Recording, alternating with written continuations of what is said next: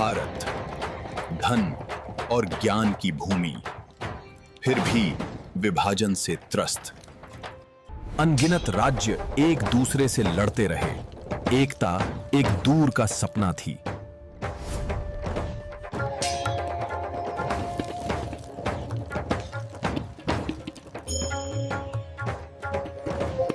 मगध, सबसे मजबूत सिंहासन पर अहंकार और लालच के साथ शासन किया गया।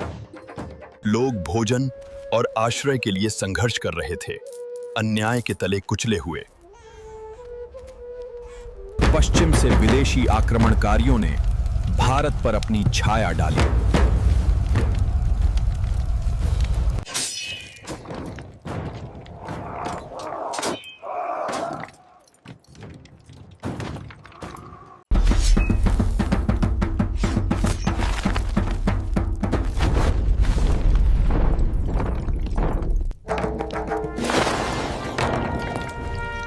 मैं दुनिया पर राज करने के लिए पैदा हुआ हूं।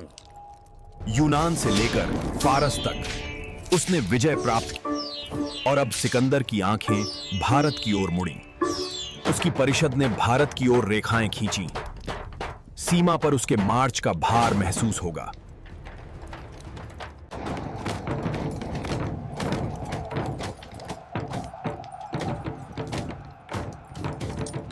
हाइडेस्पेस के तट पर पोरस सिकंदर से मिला।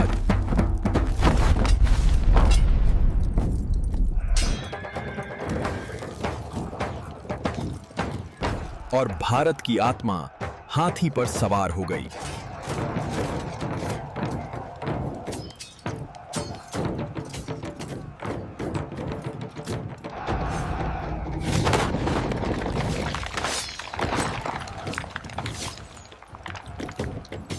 पोरस ने कहा, मेरे साथ एक राजा जैसा व्यवहार करो, और सिकंदर ने भी उसके प्रताप के आगे सिर झुका दिया। सिकंदर ने एक युद्ध जीता, लेकिन भारत ने उसका दिल जीत लिया, क्योंकि यहां उसे ऐसे राजा मिले जिन्होंने किसी के आगे सिर नहीं झुकाया। यह धरती एक दूरदर्शी, एक गुरु और उसे एकजुट करने वाले एक योद्धा का इंतजार कर रही थी। तक्षशिला से गुरु चाणक्य का आगमन होता है, जिनकी बुद्धि इस राष्ट्र का मार्ग बदल सकती है। चाणक्य मगध के शाही दरबार में चले गए थे। हर कदम उन्हें नियति के करीब ला रहा था।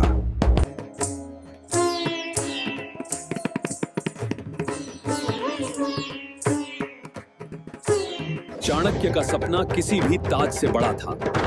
एक एकजुट भारत, मजबूत और अटूट। लेकिन अहंकारी राजा ने उसका मजाक उड़ाया। अभिमान और लालच से अंधा होकर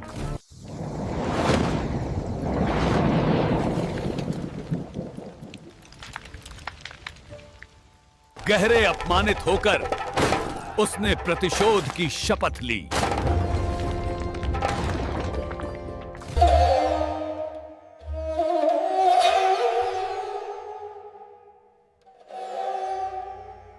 मान से एक ऐसी आग का जन्म हुआ जिसने भारत का भाग्य बदल दिया। जब तक एक योग्य शासक धनानंद का स्थान नहीं लेता, मैं अपनी शिखा फिर से नहीं बांधूंगा। उन्होंने शपथ ली कि मगध का अत्याचार खत्म होगा, चाहे कुछ भी कीमत चुकानी पड़े। उसने महल छोड़ दिया, लेकिन अपने भीतर प्रतिशोध की शपथ ले ली थी। मगध के हृदय में धन और शक्ति का बोलबाला था, लेकिन लोग खामोशी से पीड़ित थे। जहां शासक विलासिता में जीते थे, वहीं लोग बेरहम करों के नीचे भूखे मरते थे।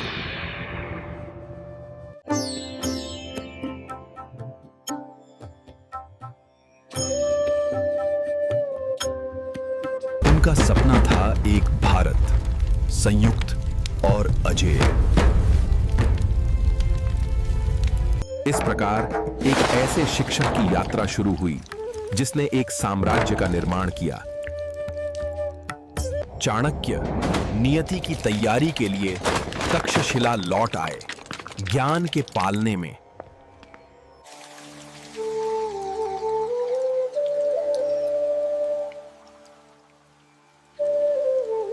वो युवाओं के बीच उस व्यक्ति की तलाश में था जो एक संयुक्त भारत के उसके सपने को पूरा करने वाला था।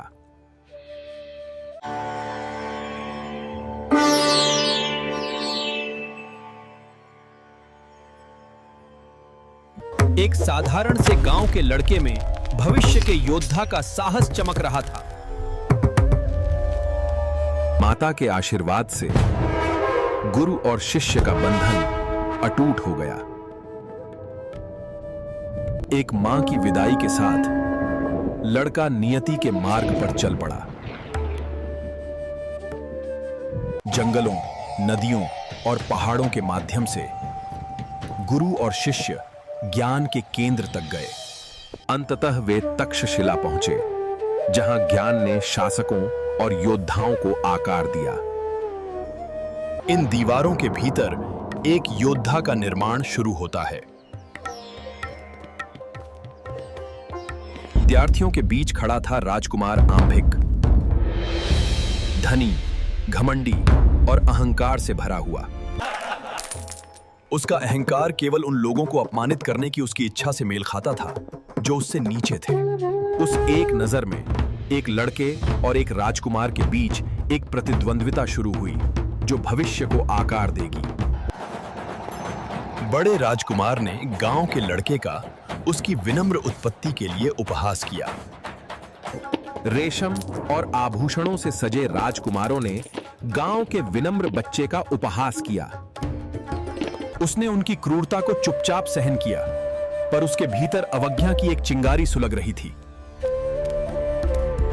शिक्षक चुपचाप देखता रहा। उसका मन पहले ही इस परीक्षा से नियति गढ़ रहा था। अपमान उसकी अग्नि परीक्षा था और संघर्ष उसका पहला सबक। मौन रहकर गुरु ने अपमान को ज्ञान में बदलना शुरू किया।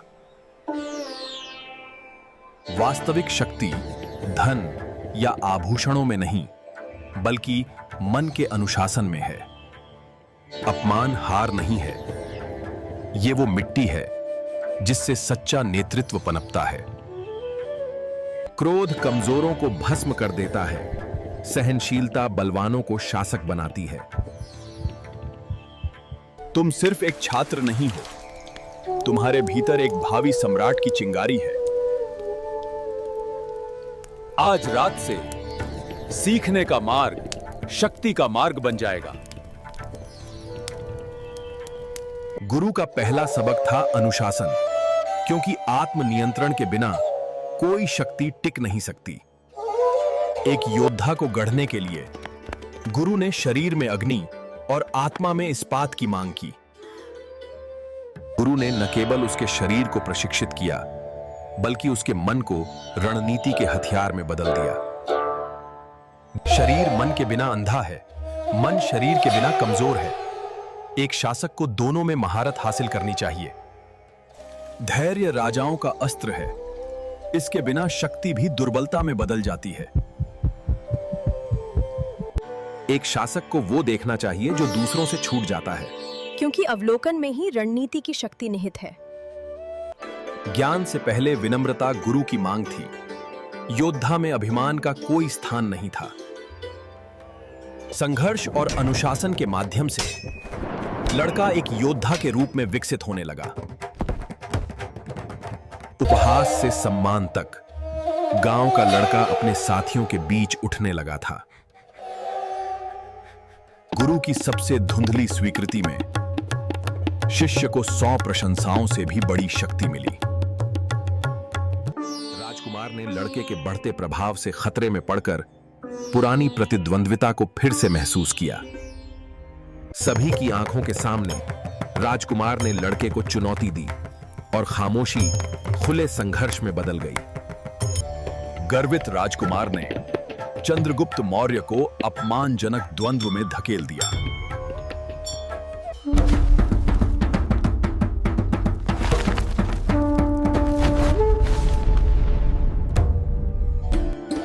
यह द्वंद्व असमान था। एक लड़का एक बड़े राजकुमार के खिलाफ। पटक दिया गया, चंद्रगुप्त फिर उठा और अपनी दृढ़ता में चाणक्य ने नियति देखी। चंद्रगुप्त की हार केवल एक परीक्षा थी। उनके लचीलेपन में चाणक्य ने विजय देखी। चाणक्य ने चंद्रगुप्त को याद दिलाया, प्रशंसा से अधिक अपमान एक तीक्ष्ण शिक्षक है। चाणक्य ने चंद्रगुप्त के क्रोध को उद्देश्य में बदल दिया। प्रतिशोध धैर्य से निर्देशित, क्रोध से नहीं। चंद्रगुप्त की खामोशी में एक ऐसी आग जल रही थी जिसे बुझाया नहीं जा सकता था। चाणक्य ने संकल्प लिया कि चंद्रगुप्त नियति का साधन बनेगा। हर अपमान ईंधन बन गया, हर दिन शक्ति की ओर एक कदम।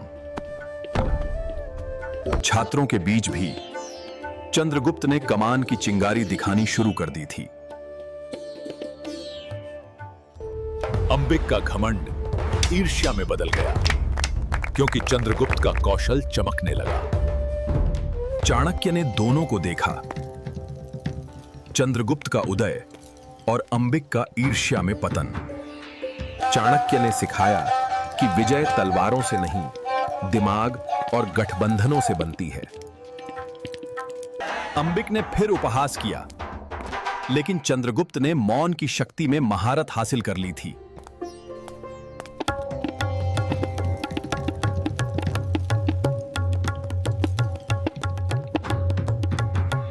शांत भाव से चाणक्य ने अपनी स्वीकृति दी और चंद्रगुप्त की निपुणता गहरी हुई।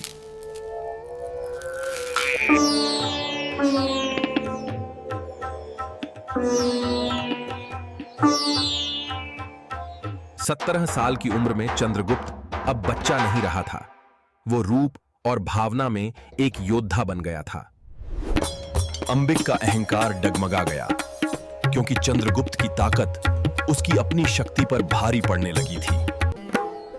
चाणक्य ने सिखाया, सच्ची शक्ति केवल सेना में नहीं, बल्कि गठबंधनों में निहित है। जैसे जैसे चंद्रगुप्त की महिमा बढ़ती गई, अंबिक की नफरत एक साये की तरह गहरी होती गई। चाणक्य ने चंद्रगुप्त को चेताया था, बढ़ती शक्ति बढ़ती दुश्मनी को न्योता देती है।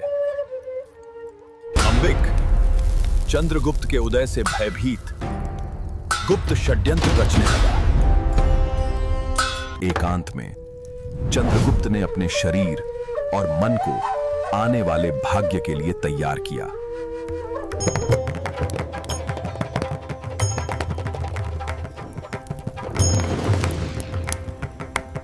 अंबिक का ईर्ष्या सबके सामने खुले टकराव में बदल गया। चाणक्य ने मौन रहकर देखा, यह परखते हुए कि क्या चंद्रगुप्त ने संयम में महारत हासिल कर ली थी।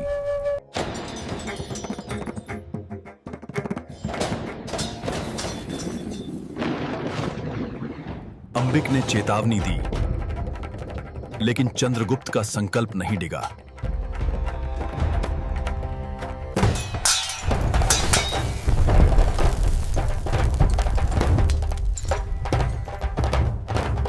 जब पुतला अप्रत्याशित रूप से हिल गया, चंद्रगुप्त ने खतरे को संतुलन में बदल दिया।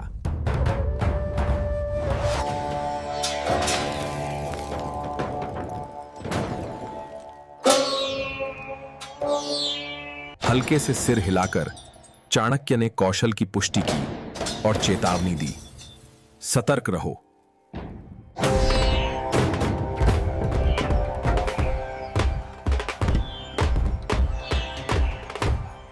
चाणक्य ने राज्य मंडल सिखाया, सहयोगियों, प्रतिद्वंद्वियों और लाभ का नक्शा।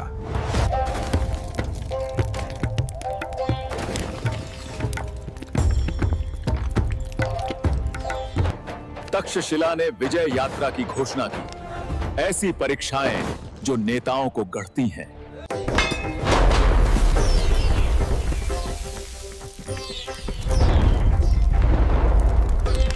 विजय यात्रा आरंभ हुई, वह अग्नि परीक्षा जहां योद्धा अपना भाग्य सिद्ध करते थे।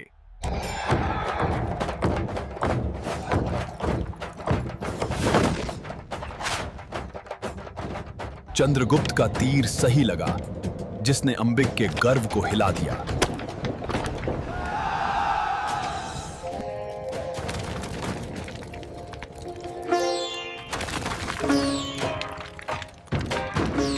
सहन शक्ति में चंद्रगुप्त ने खुद को अड़िग साबित किया। संघर्ष से गढ़ी गई ताकत।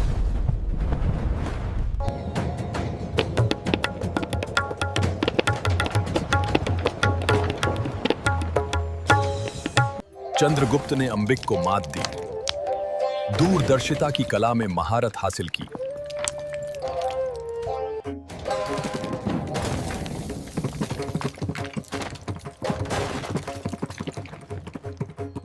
चंद्रगुप्त की विजयों ने प्रशंसा और अंबिक की घृणा दोनों को भड़काया।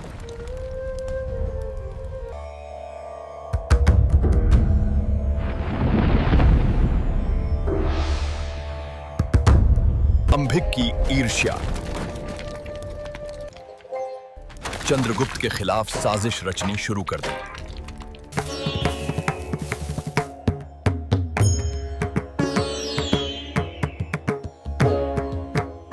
झूठी प्रशंसा के साथ अंबिक ने ईर्ष्या को जहर से ढक दिया।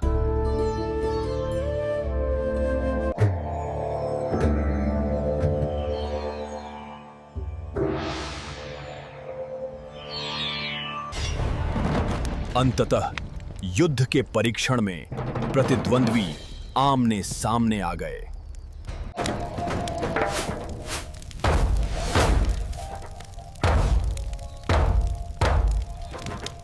फौलाद ने कौशल से मुलाकात की। चंद्रगुप्त के आगे बढ़ने पर अंबिक लड़खड़ा गया। अंततः चंद्रगुप्त के बल और कौशल ने अंबिक को परास्त कर दिया।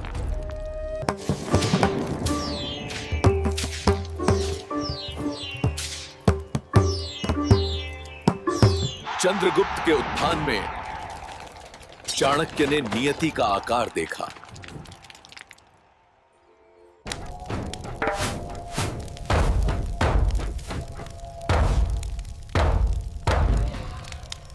अंबिक का घमंड चकनाचूर हो गया, जबकि चंद्रगुप्त अड़िग खड़ा रहा।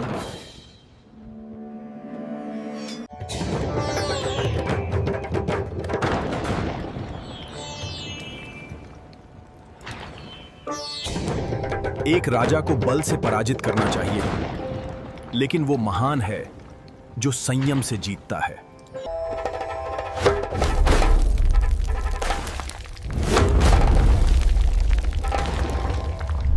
अब 20 साल का जवान चंद्रगुप्त में एक योद्धा का तेज था जो नेतृत्व के लिए नियत था।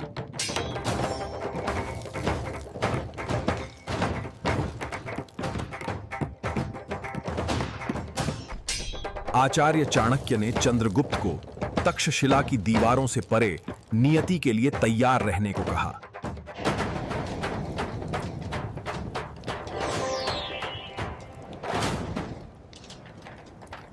पहली बार चंद्रगुप्त ने पुरुषों को आज्ञा दी और उन्होंने आज्ञा मानी।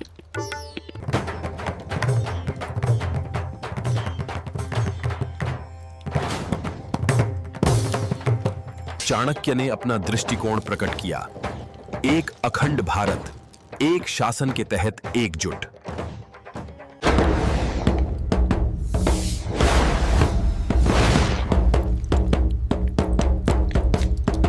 चंद्रगुप्त ने अखंड भारत के सपने के लिए जीने मरने की शपथ ली।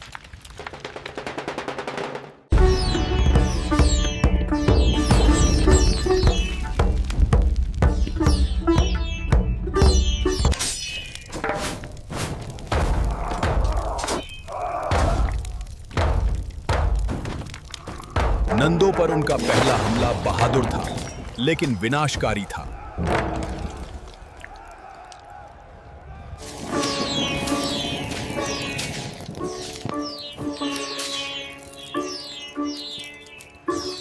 असफलता ने उसे सिखाया, अकेले साहस पर्याप्त नहीं था।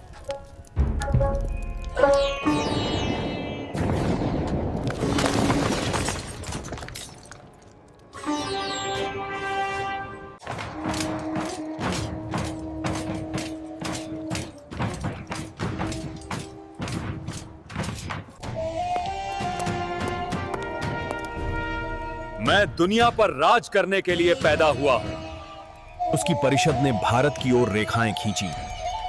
सीमा पर उसके मार्च का भार महसूस होगा। मार्च ने अपने रास्ते में सब कुछ खा लिया।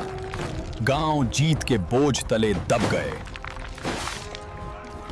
सीमा पर पोरस ने विरोध किया, लेकिन अंबिक ने अपनी भूमि के साथ विश्वासघात किया और नदी के किनारे के शहर खून से सने थे। 32 साल की उम्र में सिकंदर बेबीलोन में गिरा। मगध की भव्यता के केंद्र में परछाइयां सत्ता की फुसफुसाहट के साथ चली। शाही दरबार में मगध का मस्तिष्क, चाणक्य नीति में निपुण अमात्य राक्षस प्रवेश कर रहे हैं। धनानंद के बगल में अमात्य राक्षस खड़े थे, जो मृदुता से बात कर रहे थे, फिर भी नियति की दिशा तय कर रहे थे। उसकी आंखें दीवारों के पार देखती थीं, उसका मन सेनाओं के पार, योजनाओं को भाग्य के जालों की तरह बुनता था। सिंहासन के प्रति उनकी निष्ठा अडिग, अटूट और निस्संदेह थी। खामोशी और फुसफुसाहट में उसने मगध की नियति गढ़ी, अनकही, अनसुनी, फिर भी हमेशा मौजूद। उनकी उपस्थिति ने दरबार को शांत कर दिया, क्योंकि फुसफुसाहट भी अमात्य राक्षस से डरती थी। बंद दरवाजों के पीछे वो मगध के रहस्यों का रखवाला था। हर ताड़पत्र एक हथियार, हर मुहर एक ढाल। जहां अन्य लोग सांस बर्बाद करते थे, वो खामोशी से सुनता था, शब्दों को अपने दिमाग में हथियार बनाता था। बिना आवाज उठाए उसने आज्ञा का पालन करवाया। उसकी मुहर तलवार जितनी ही भयावह थी। उनका परामर्श सलाह से कहीं अधिक था। वो एक चेतावनी थी, स्टील की तरह तीखी। रात की खामोशी में वो अकेला ही मगध का भाग्य संभाले था। निष्ठावान, चौकन्ना। मगध की परिषद में मन और तलवार टकरा गए। राक्षस विचार के साथ, भद्रशाल अहंकार के साथ। तुम तलवारों के नहीं, बल्कि सिर्फ किताबों के मंत्री हो। शब्द तलवार से भी तीखे होते हैं। उनके शब्द स्टील से भी ज्यादा तीखे थे। धननंद को उनकी कलह पसंद थी, क्योंकि उनके झगड़ों में उनका सिंहासन सुरक्षित रहता था। राक्षस ने अनुशासन के माध्यम से व्यवस्था की तलाश की। भद्रशाल ने अराजकता के माध्यम से शक्ति की लालसा की। मगध का दरबार फुसफुसाहटों में बट गया, बुद्धि और तलवार के बीच बटा हुआ। हर परिषद एक युद्ध का मैदान बन गया।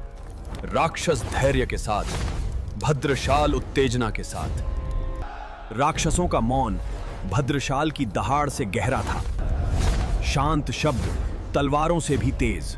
स्वयं के मनोरंजन के लिए धनानंद ने राक्षस और भद्रशाल को एक दूसरे के विरुद्ध खड़ा कर दिया।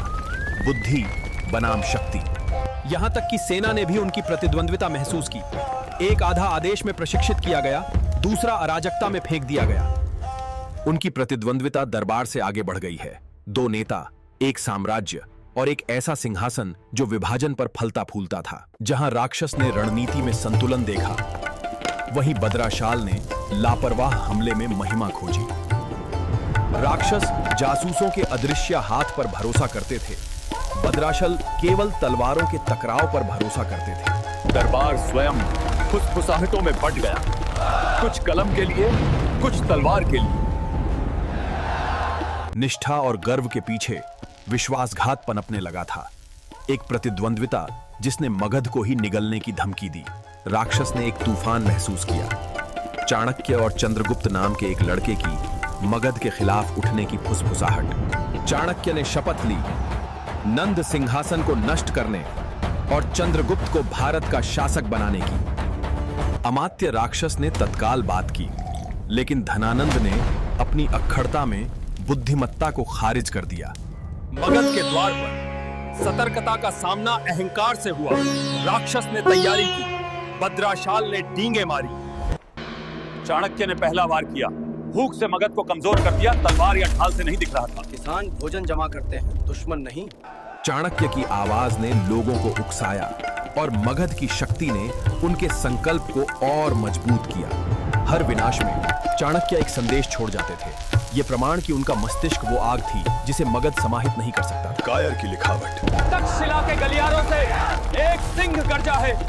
चंद्रगुप्त, वो हथियार जिसे चाणक्य ने गढ़ा था। राक्षस समझ चुका था कि जिस चीज का बदराशल मजाक उड़ा रहा था, चाणक्य विद्रोह नहीं, रणनीति का साकार रूप था। चाणक्य ने मगध को तलवारों से नहीं, बल्कि उसके सोने और अनाज को खत्म करके कमजोर किया। जबकि भद्रशाल परछाइयों का पीछा कर रहा था, चाणक्य ने आग को अपना सहयोगी बना लिया। चाणक्य के दिमाग ने ऐसे जाल बिछाए जहां मगध का अभिमान आंख मूंद कर चला। अंधेरे से चंद्रगुप्त ने मगध पर हमला किया।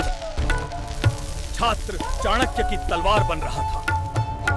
राक्षस ने खतरे को स्पष्ट रूप से देखा, लेकिन धनानंद का अभिमान सिंहासन को अंधा कर रहा था। जैसे ही सूरज निकला, अभिमान और भाग्य टकराया। चंद्रगुप्त की आंख के सामने भद्रशाल की दहाड़। स्टील से स्टील टकराया, लेकिन चंद्रगुप्त की जवानी के नीचे एक राजा की आग जल रही थी। भद्राशल की तलवार गिरी, पर उस पतन में मगध का सिंहासन भय से कांप उठा। सेनापति पराजित होकर लौटा। उसका अभिमान उसके शरीर से भी गहरा घायल हो गया था। क्रोध रणनीति को अंधा कर देता है। धनानंद का क्रोध सलाह से भी तेज गड़गड़ाया। राक्षस समझ गया, चाणक्य को हराने के लिए तलवारों से नहीं, रणनीति से लड़ना होगा। भद्राशाल का प्रण प्रतिशोध का था, पर राक्षस जानते थे कि दूरदृष्टि के बिना प्रतिशोध का अंत हार है। खामोशी में राक्षस ने अपना जवाब तैयार किया, क्रोध में नहीं, बल्कि रणनीति में। राक्षस ने अपना जाल फैलाया, अदृश्य रूप से चलने वाली परछाइयां जो मगध की आंखें ले जाती थीं। मगध के हर जासूस के लिए चाणक्य के पास 10 छायाएं थीं। दूरदर्शिता बल को मात देती थी। भद्रशाल ने परछाइयों का उपहास किया, लेकिन राक्षस जानता था कि तलवार खींचने से पहले युद्ध मौन में जीते जाते हैं।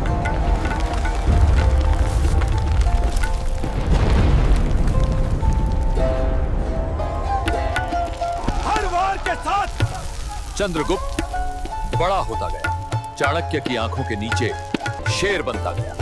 राक्षस ने संकल्प लिया, यदि चाणक्य छाया से खेलेगा तो वो आग और धैर्य से जवाब देगा। मिट्टी से निकली, बलिदान से मजबूत हुई चंद्रगुप्त की सेना, चाणक्य की रचना। निर्वासन में वे उत्तर पश्चिम की ओर मुड़े, जहां सत्ता खंडित थी। उसने कबीलों और भाड़े के सैनिकों को इकट्ठा किया, अपनी दूसरी सेना का निर्माण किया। 20 साल की उम्र में चंद्रगुप्त एक सेनापति के रूप में खड़ा था। देश मगध को चुनौती देने के लिए तैयार। सरहदों पर चंद्रगुप्त ने सरदारों और योद्धाओं का विश्वास जीता। बिखरे हुए पुरुषों से चंद्रगुप्त ने एक अनुशासित सेना बनाना शुरू किया। चाणक्य को मैं खुद कुचल दूंगा। धनानंद छायाओं पर गरजने लगा, उस तूफान से अनजान जो दरवाजे पर खड़ा था। राक्षस ने मगध में ही संदेह बो दिए, भय को इस्पात से भी तीखा हथियार बना दिया। राक्षस ने भीतर से विश्वासघात देखा, लेकिन धनानंद को केवल अपने सिंहासन की चमक दिखाई दी। राक्षस निगरानी से हमले की ओर बढ़ गया। चाणक्य के घेरे को भेदने के लिए भेजे गए परछाइयां। राक्षस ने जो योजना बनाई थी, चाणक्य ने उसे पहले ही देख लिया था। दूरदर्शिता के विरुद्ध दूरदर्शिता का युद्ध। रणनीति कायरों के लिए है, युद्ध योद्धाओं के लिए। भद्राशल युद्ध के लिए गरजे। राक्षस ने चाणक्य के प्रकाश में छाया भेजी, शिष्यों के वेश में जासूस। राक्षस ने जो बोया था, चाणक्य ने उजागर कर दिया। उसकी निगाहों से परछाइयां छिप नहीं सकती थी। अपने शब्दों की अग्नि से चंद्रगुप्त ने शत्रुओं को अनुयायियों में बदल दिया। चाणक्य का जाल व्यापक होता गया। हर गांव, हर सिपाही, हर फुसफुसाहट विद्रोह की ओर झुक रही थी। राक्षस ने मगध को ही उसके खिलाफ कर दिया। संदेह उसका सबसे तीखा हथियार बन गया। चंद्रगुप्त की आवाज एक लौ बन गई, गांवों को लोगों की सेना में एकजुट कर दिया। उसने केवल युद्ध ही नहीं जीते, बल्कि लोगों को भी जीत लिया। चाणक्य ने युद्ध के मैदान को और विस्तृत कर दिया। हर अन्न भंडार, हर गांव, हर सैनिक अब उसकी योजना का हिस्सा थे। राक्षस ने अपनी चाल चली है, वादों में जाल बिछाकर बढ़ते हुए शेर को फंसाने के लिए। स्वर्ण का चारा रखा था राक्षस ने, लालच और अपमान में छिपा एक जाल। इतना खजाना देखकर कोई लड़का नहीं रुकेगा। अहंकार जाल को नष्ट कर देता है। शेर जाल में चला गया, लेकिन आंखें खुली रखकर। चाणक्य की दूरदर्शिता ने चारे को हथियार में बदल दिया। हर चाल उसकी योजना का हिस्सा थी। भद्रशाल ने अहंकार से हमला किया, जो राक्षसों की चेतावनी पर ध्यान नहीं दे रहा था। गांव अब एक जाल बन गया। चाणक्य की दूरदर्शिता ने मगध के जाल को तोड़ दिया। मगध केवल हार से ही नहीं, बल्कि फुसफुसाहट से भी हिल गया था। डर आग से भी तेजी से फैल रहा था। हार ने धनानंद के अंदर इस डर को और बढ़ा दिया था कि उसके सभी मंत्री अब उसके दुश्मन हैं। भद्राशाल का क्रोध बढ़ता गया, लेकिन राक्षस जानता था कि बिना ज्ञान के क्रोध केवल चाणक्य की योजना को ही बल देगा। राक्षस युद्धों से आगे बढ़ेगा। चाणक्य से तलवारों से नहीं, राजनीति से लड़ने की सोच रहे थे। चाणक्य ने दूरदर्शिता से कहा था, राक्षस राजनीति से प्रहार करेगा, पर चंद्रगुप्त को एकता से जवाब देना होगा। राक्षस ने मगध से परे अपना जाल फैलाया, भय को गठबंधनों में बुनते हुए। जबकि राक्षस ने बंधन बनाए, धनानंद ने उन्हें अहंकार से तोड़ दिया। चाणक्य की कूटनीति सोने की नहीं थी, बल्कि विश्वास की थी। भारत की मिट्टी से जन्मी। तलवारों की जंग अब शब्दों में बदल गई थी। गठबंधन, वादों और दूरदर्शिता से लड़े गए। राक्षस ने सोना दिया, लेकिन संदेह बढ़ गया। राजा सोचने लगे कि क्या चाणक्य का सपना ज्यादा मजबूत था। जहां राक्षस ने पुल बनाए, धनानंद ने उन्हें अहंकार में जला दिया। जहां मगध ने विश्वास खोया, चाणक्य ने निष्ठा प्राप्त की। बिना तलवार के चुपचाप विजय प्राप्त की। महाराज, मगध की छाया कम हो रही है। एक युद्ध ही सबको चुप करा देगा। राक्षस ने राजनीति की बात की, लेकिन भद्राशल ने मजाक उड़ाया, उस युद्ध से अनजान जो पहले ही हार चुका था। धीरे धीरे मगध अकेला खड़ा हो गया था। राक्षस ने इसे स्पष्ट देखा, फिर भी सिंहासन ने देखने से इनकार कर दिया। राक्षस ने सोने से याचना की, लेकिन चाणक्य के दृष्टिकोण ने मगध की धन संपदा को पछाड़ दिया। चाणक्य ने पाठ समझा, पहले किनारों को सुरक्षित करो, फिर मगध के दिल पर प्रहार करो। नई रणनीति स्पष्ट थी, पहले किनारों पर वार करो, फिर हृदय पर। एक ही ध्वज ने अनेक स्वरों को एक में पिरोया। खंडों से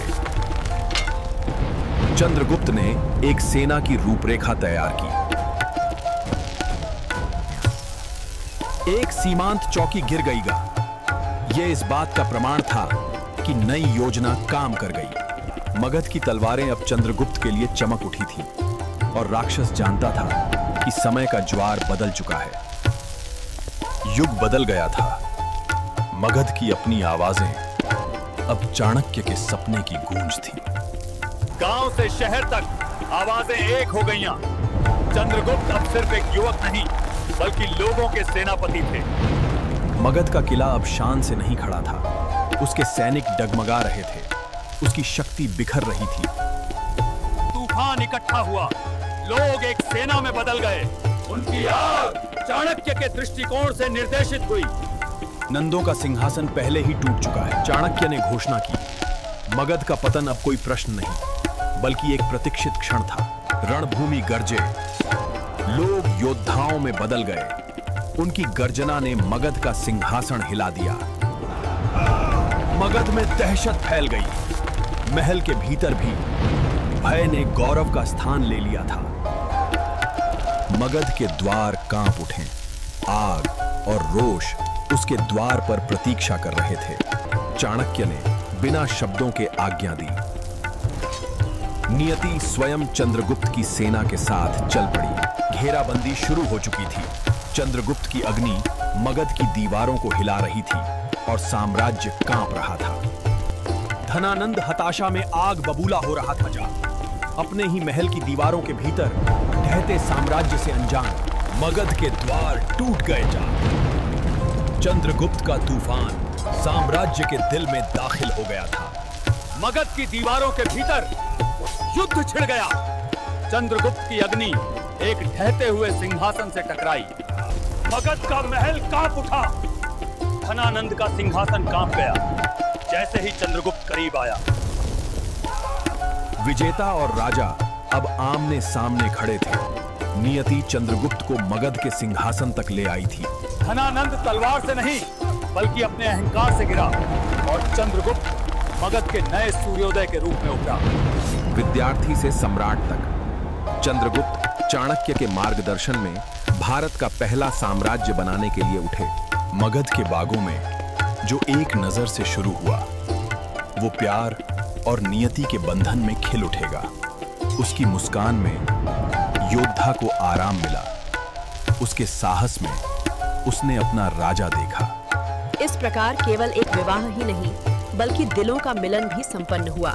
रानी और सम्राट नियति के साथ ही। उसकी प्रार्थनाएं उसकी ढाल थी। तलवारों के विफल होने पर भी उसकी रक्षा करती थी। बाहर जहां युद्ध होते थे चंद्रगुप्त की रक्षा के लिए दुर्धरा की प्रार्थनाएं भीतर थीं। अपने राजा को बचाते हुए दुर्धरा ने अपना जीवन दे दिया। साम्राज्य को प्रेम का अंतिम उपहार। प्रेम खो गया था लेकिन कर्तव्य शेष था। चंद्रगुप्त के लिए दुर्धरा भारत के लिए हर विकल्प में जीवित रही। इस प्रकार एक नए सवेरे की शुरुआत हुई। चंद्रगुप्त का शासन चाणक्य की दूरदृष्टि से गढ़ा गया। भारत के लिए एक साम्राज्य का जन्म। चाणक्य ने शपथ ली, यह सिंहासन केवल शक्ति के लिए नहीं बल्कि धर्म, एकता और भारत के उदय के लिए था। मगध से एक दर्शन उभरेगा। एक सिंहासन, एक साम्राज्य, एक भारत। भारत के लिए एक नई सुबह हुई। चंद्रगुप्त के शासन और चाणक्य के दृष्टिकोण से साम्राज्य उठते और गिरते हैं लेकिन चाणक्य का ज्ञान कायम रहा। रणनीति, धर्म और राष्ट्रवाद की एक विरासत। राजा उठ सकते हैं और साम्राज्य मिट सकते हैं लेकिन भारत शाश्वत और अखंड जीवित है। चाणक्य का स्वप्न एक सिंहासन के साथ समाप्त नहीं हुआ। यह धर्म की हर मशाल में जीवित रहा, आने वाली पीढ़ियों को सौंपते हुए। चाणक्य केवल राजाओं के निर्माता नहीं थे, वो युगों युगों तक भारत का मार्गदर्शन करने वाले शाश्वत गुरु बन गए। साम्राज्य ध्वस्त हो सकते हैं लेकिन शब्द अमर है। अर्थशास्त्र में चाणक्य की आवाज आज भी भारत से बोलती है। मौर्य सिंहासन किसी एक साम्राज्य के लिए नहीं बल्कि एक संयुक्त भारत के लिए खड़ा था। चाणक्य का सपना साकार हुआ। एक राजा भले ही भूमि पर राज्य करे लेकिन शिक्षक ही भाग्य पर राज्य करता था। मगध से लेकर दूर दराज के सरहदों तक चंद्रगुप्त ने चाणक्य के सपने को साकार किया। एक साम्राज्य, एक भारत, एक राजा और एक साम्राज्य गढ़ने के बाद चाणक्य को शांति मिली। उनका धर्म पूरा हुआ। साम्राज्यों का पतन हो सकता है लेकिन ज्ञान की ज्योति अमर है, सदियों से भारत का मार्गदर्शन करती रही है।